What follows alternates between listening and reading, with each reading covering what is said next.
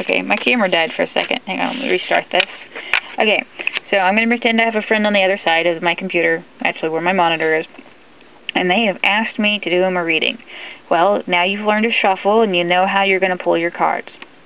So I'm pretending my deck is shuffled, and I'm pretending that I'm going to just pull a 3-card spread from the top, because that's what I felt I should do. So while I was shuffling these cards, I thought about it, and they want to know about their love life, so that's what I focused on. I might have even had them shuffle once or twice just to get their energies into it. Or I maybe had them flip the middle cards when I cut the deck. And that's perfectly reasonable. Sometimes I like to have them put their hands on it before I even begin and ask what there is, or what it is that they want to know, and then I begin the shuffling process. Again, however you want to do it. I've done it all the different ways. It doesn't matter. I like to just have them at some point before I'm done shuffling, have them have touched my deck somehow. And that just helps me connect them with the deck. Alright, so then I decided I'm going to do a 3 spread from the top. So I would pull these cards. Alright, so in a 3-card spread, the most common would be past, present, and future. You can do it other ways. I've seen others where it's like present, relationships, your obstacles and your outcomes, and things like that. It can be different readings, but this is my favorite, is past, present, and future. So if I were to read this, I would say, currently, I see that in your past, with relationships, you've kind of had a downfall. Things didn't ever work out the way you planned. It never ended good. And then they would be like, oh wow, that might be accurate, blah, blah, blah, blah. And then you move on to the present. Right, in the present, you're just really upset because maybe you just lost a relationship. At which point they go, oh yeah. And then if they don't look like yeah, you look at it again, because this is definitely a card of loss. Witch has lost her broom that's been taken from her. It could be, and if they got yes, you might be like, maybe it was somebody who took your boyfriend. You feel like your boyfriend was stolen away. And they might go, oh yeah, that girl Heather, blah, blah, blah, blah, blah. If not, you always want to make sure to look at facial cues. Always look at, see how they're interpreting these cards when you're saying this. Because that helps to guide you to make sure you're doing an accurate reading. Because I know this is loss, my first thing is, in present, okay, you've lost a relationship recently. Or you've had the feeling of loss by not having a relationship. See how that can kind of go 2 ways? Either they've just lost one, or they just feel like they've just, as if they had lost one recently, because they have that loss of, I don't have a relationship. So you kind of need to look at facial cues for that. Then you look at this in the future and go, you're going to have a boyfriend in the future, but he's going to be a jerk. And this will be represented by the fact you have a girl here kissing a donkey in the rear end. So literally it's, you're kissing an ass in the future. So you're kissing a jerk. And that's how you would interpret this card. So you would see so past, not so great relationships right now, you're just dealing with, the feelings of loss from relationships, and in the future you're going to go to a complete and total jerk. Now this future card is always influenced by these two, and this is always influenced by this. So past relationships been a downside, doesn't work out for you. This is the reason for the loss in the present situation. And all of this combined would allow them to date an idiot and a jerk, because they don't like feeling like they're at a loss with relationships. So all of these cards will connect. And you don't want to just read this as this is the past, this is the present, this is future. You want to connect them all at the end. That's kind of like your conclusion. You read each one and then you tell them the ultimate conclusion when you do your readings. And that's how you read the spread. Now, if you're doing a reading where you're going to do yes and no, you're going to spread out your cards, or at least that's how I do it. And like I said before, you're going to go with whatever feels appropriate to pull. So, how is my love life, is my love life going to improve? I want to know if my love life is going to improve. This is the card that, I'm suddenly drawn to. So that's the one I'm going to pull. And I'm going to flip it. And, you know, it shows them balancing on a wheel a little bit. Well, it's in the ground, but anyways, one person's happy, the other person's like, yeah, see if I can get that zoomed up. The other person's kind of like, this is not my idea of fun. So it's kind of like, okay, well, since we have a wheel, wheels represent types of balance and movement, but this one's kind of not attached to anything. But you see this cup, you know, this two friends. So I'll be like, okay, it's going to go good because obviously it's a yes because it is upright.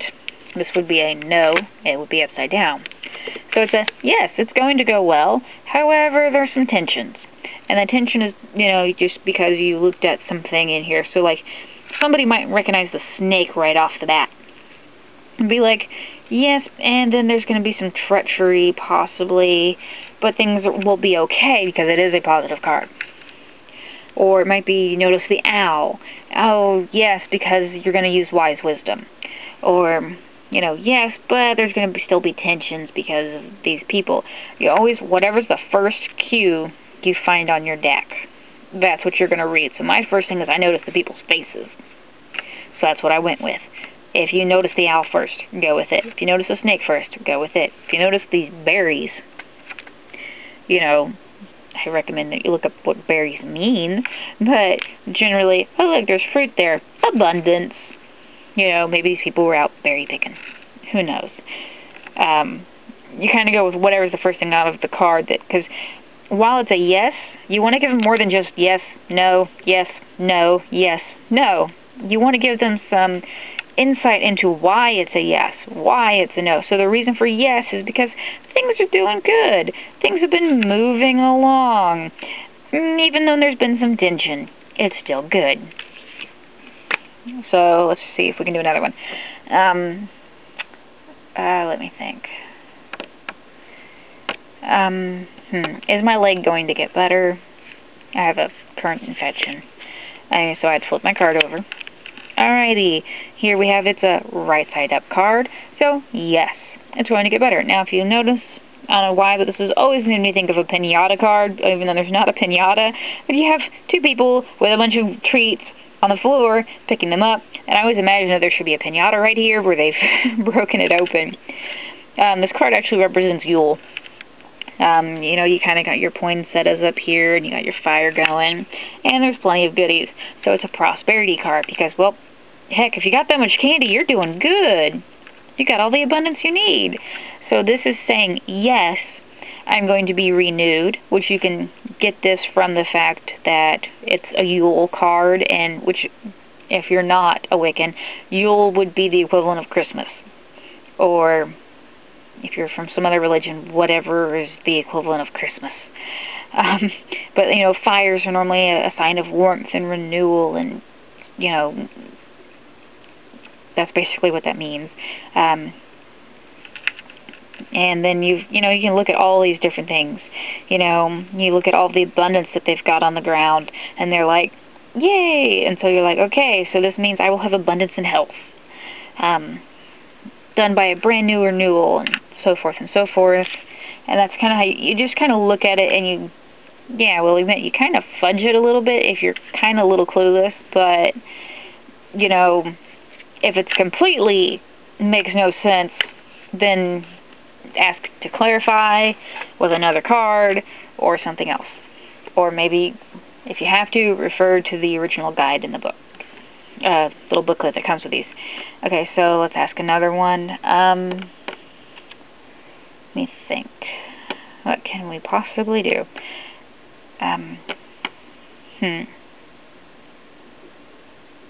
I really should write down questions before I do videos. Okay, well, my cat Luna... my cat Luna sleep with me tonight. She always sleeps on the bed, but so I know that's kind of a yes, unless she's sick. Oh, look, it's a no, so she must be sick. Or she'll get chased by the other cat. Alright, so you have no.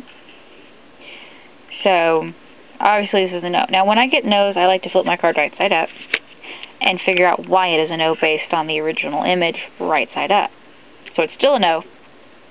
But I like to go, okay, so we have a relationship of some sort. Yes. Alright, so if you'd say, no, it's because of relationship, he said here.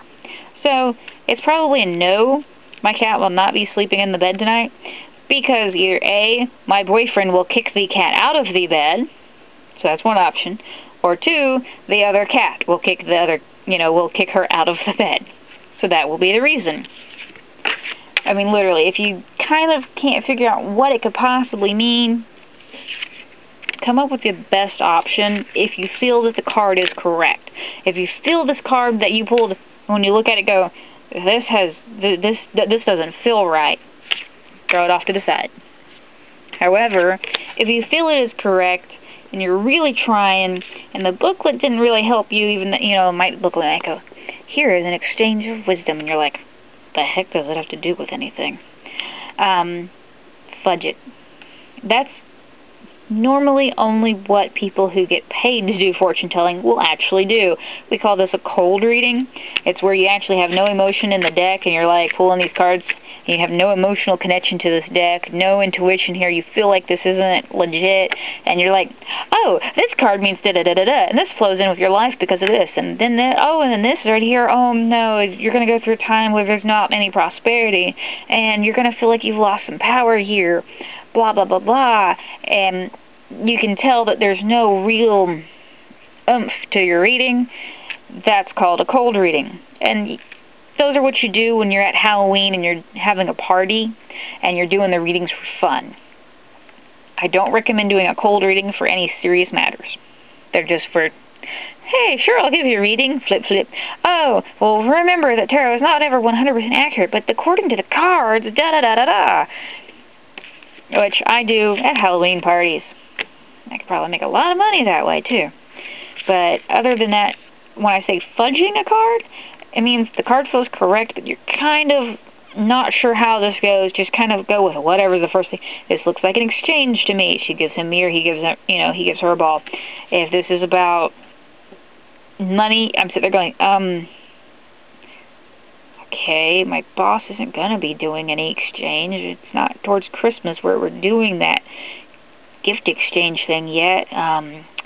Alrighty. There will be money coming your way for extra work, maybe? And then at which point I'd be like, oh, maybe there's a chance for overtime. Or maybe the boss will see that you've been doing well, because she's if it's a girl you're doing the reading for, she'll represent the girl. Oh, because this is self-reflection. Oh, well, he's going to notice how well you've been doing at your work and give you a raise, maybe. I mean, there are so many ways that you can take this, and even if you're not quite sure, and you just list off whatever's the best thing you can come up with. And they'll either nod and go, that makes sense, or they'll shake their head and go, no. And in which case you go, I'm sorry, but I know it's a yes, but I have no idea why it's a yes. You're going, I'm going with what comes to my mind, and then leave it at that. Because you don't want to look like a complete and total idiot. And it's not, in fact, actually most people would rather you give them a slight answer and then say, but I'm not 100% sure. Versus you going, oh, this is 100% accurate. You're going to get a raise, and then they don't get a raise and they get upset at you. I've seen people get upset about tarot readings not being accurate. At which point, if anyone ever gets mad at you for a tarot reading not being accurate, the first thing you need to do is, before you ever do a reading, is say, tarot is never 100% accurate. You have the ability to change the future at any time. And, and I know some people that think that just doing a reading can change the future because they now suddenly know. It can cause self-fulfilling prophecy, where now what you've dealt for them in cards is going to actually happen, or it's not going to happen at all because now they know and can change it. So there's a bunch of theories as to why tarot is not 100% accurate. And honestly, I don't know. I just kind of go with them all. Some make sense at some points, and some make sense at no points. But, so, yeah. That's how you kind of do readings, and it'll be different for every deck. For instance, my deck has brooms. Your deck might have swords. So, the 10 of swords might be different. In fact, the Ten of Swords actually normally, if it's combined with the Death card, actually means physical death, and shows a person laying on the ground like he's dead, with swords all around him. And the reason I know this is because I've studied tarot for a while, and so I can memorize what the other decks look like. And I can relate that to these decks when I'm working with them. So it's like, oh, the blah blah blah broomstick. Oh, I know what that meant in the regular tarot. That's what I use when I can't figure out what this deck is trying to say. I relate it to decks I originally grew up on, like the Rider-Waite. I can think of those cards and try to relate it to whatever I've pulled. The more practice you do, the better it is. When you first start practicing, pretend you have a friend across from you and say they wanted to know what their love life is. Read your deck. A friend of yours wants to know how their finances are going to go. Pull a card. I will sit there and pretend I'm talking to somebody out loud and how this card, deck will, what this card represents for that question or this spread, as if there really is somebody here. I will pull each card and go, if this meant love, what would that mean? If this meant finances, what would this mean? If this meant how they're going to do at school, what would I come up with? And I test my knowledge all the time. When I get rusty with any specific deck, that's how I pull them. I just sit here all day long, pull the card.